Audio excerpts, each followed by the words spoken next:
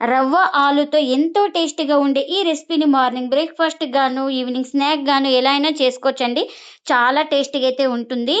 ఈ రెసిపీ వచ్చేసి ప్రతి ఒక్కరికి నచ్చుతుంది. అంత టేస్టీగా అయితే ఉంటాయి. ఇంకెందుకు ఫ్రెండ్స్ ఆలస్యం, ఎలా చేయాలో ఏంటో అనేది వీడియోలోకైతే వెళ్ళిపోయి చూద్దామా మరి? ఇంకా ముందుగా ఒక మిక్సీ జార్ అయితే తీసుకొని ఇంకా అందులోకి ఒక కప్పు బొంబాయి రవ్వ అయితే వేసుకోవాలి. ఇంకా ఇప్పుడైతే మూత పెట్టేసుకొని స్మూత్‌గా గ్రైండ్ చేసుకోవాలి. ఇంకా ఇప్పుడు ఇలా పౌడర్ లాగా చేసి పెట్టుకున్నాం కదా, ఇంకా దీన్ని పక్కన పెట్టేసుకుందాం. ఇంకా ముందుగా స్టవ్ అయితే ఆన్ చేసుకుని ఒక కడాయి అయితే పెట్టేసుకున్నానండి. ఇంకా అందులోకి 2 కప్పుల దాకా వాటర్ అయితే వేసుకోవాలి. ఇంకా సెకండ్ కప్ అయితే వేస్తున్నా.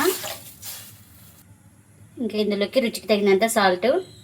ఇంకా ఇప్పుడు ఇందులోకి ఒక స్పూన్ ఆయిల్ కూడా వేసుకోవాలి.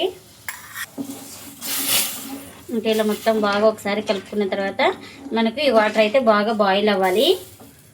ఇంకా మనకు వాటర్ అయితే బాగా బాయిల్ అవుతుంది కదా, ఇప్పుడు ఇందులోకి చిన్నగా కట్ చేసుకున్న కొత్తిమీర కూడా వేసుకోవాలి.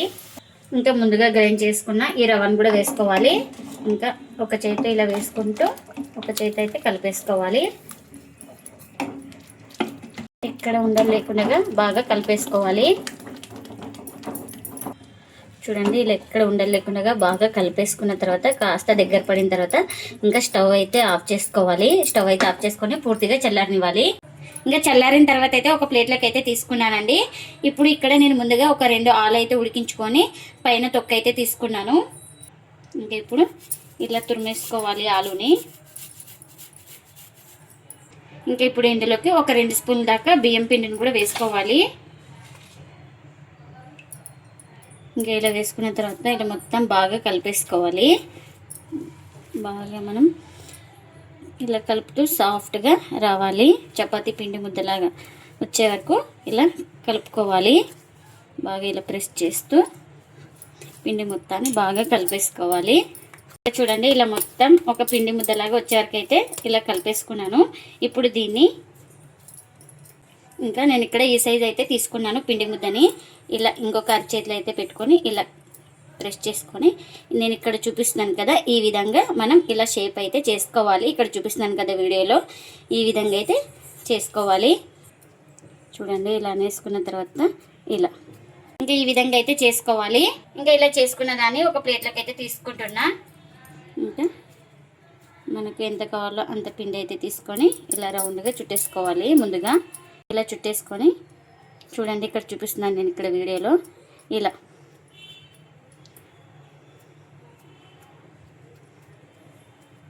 ఇక్కడ మనకు ఇలా షేప్ రావాలి. ఇటు సైడు అటు సైడు ఇలా షేప్ రావాలి. ఇంకా ఈ విధంగా అయితే చేసుకోవాలి.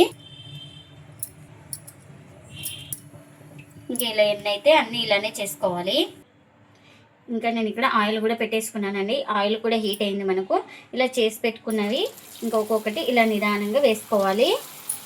మనకు కడాయికి ఎన్ని పడితే అన్నీ ఇలా వేసుకోవాలి.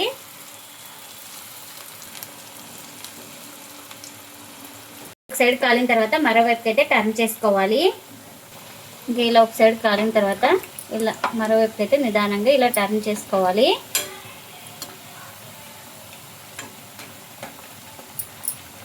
ఇంకా వీటిని అటు ఇటు తిప్పుకుంటూ మంచి కలర్ వచ్చే వరకు అయితే ఫ్రై చేసుకోవాలి. ఇంకా అటు ఇటు తిప్పుకుంటూ ఇవైతే రెడీ అయిపోయినాయి కదా, ఇలా రెడీ అయిపోయిన వాటిని ఒక ప్లేట్లోకి అయితే తీసుకుంటున్నా. ఇంకా మిగిలిన వాటిని కూడా సేమ్ ఇలానే వేసుకోవాలి. కడాయికి ఎన్ని పడితే అన్ని మనం వీటిని హై ఫ్లేమ్లోనే ఫ్రై చేసుకోవాలి. కాస్త కలర్ చేంజ్ అయిన తర్వాత మంటను తగ్గించుకొని ఫ్రై చేసుకోవాలి. ఇంకా ఇవి కూడా ఒక సైడ్ కాలిన తర్వాత మరోవైపు అయితే టర్న్ చేసుకోవాలి. ఇంకా వీటిని కూడా అటు ఇటు తిప్పుకుంటూ మంచి కలర్ వచ్చే వరకు అయితే ఫ్రై చేసుకున్నానండి. ఇంకా ఇవి కూడా రెడీ అయిపోయినాయి. ఎన్ని అయితే అన్నీ ఇలానే చేసుకోవాలి. రవ్వతోటి ఎంతో టేస్టీగా ఉండే స్నాక్ రెసిపీ అయితే రెడీ అయిపోయిందండి. ఇంకా ప్లేట్లకి అయితే సర్వ్ చేస్తున్నా. ఇవి చాలా రుచిగా చాలా టేస్టీగా అయితే ఉంటాయండి. వీటిని అయితే ప్రతి ఒక్కరు ఇష్టంగా తింటారు, అంత టేస్టీగా అయితే ఉంటాయి. ఇంకా వీటిని సాస్ తో తిన్నా కూడా చాలా టేస్టీగా అయితే ఉంటుందండి. ఇంకా ఇప్పుడు చూపిస్తున్నాను చూడండి. చూడండి ఎంత క్రిస్పీగా ఉందో, పైన క్రిస్పీగా లోపల సాఫ్ట్ గా చాలా బాగా ఉందండి. ఆలు వేయడం వల్ల ఈ విధంగా అయితే వస్తుంది. లోపల మనకు చాలా సాఫ్ట్ గా చాలా టేస్టీగా అయితే ఉంటుందండి. మీరు కూడా తప్పకుండా ఒకసారి ఇలా ట్రై చేసి మీకు ఎలా వచ్చిందో కామెంట్ అయితే చేయండి ఫ్రెండ్స్. ఇదండి ఇవాల్టి వీడియో. ఈ వీడియో కనుక నచ్చితే ప్లీజ్ లైక్ చేయండి, షేర్ చేయండి, కామెంట్ చేయండి. అలాగే లైక్ చేసి సపోర్ట్ చేయండి friends. Thanks for watching. By by.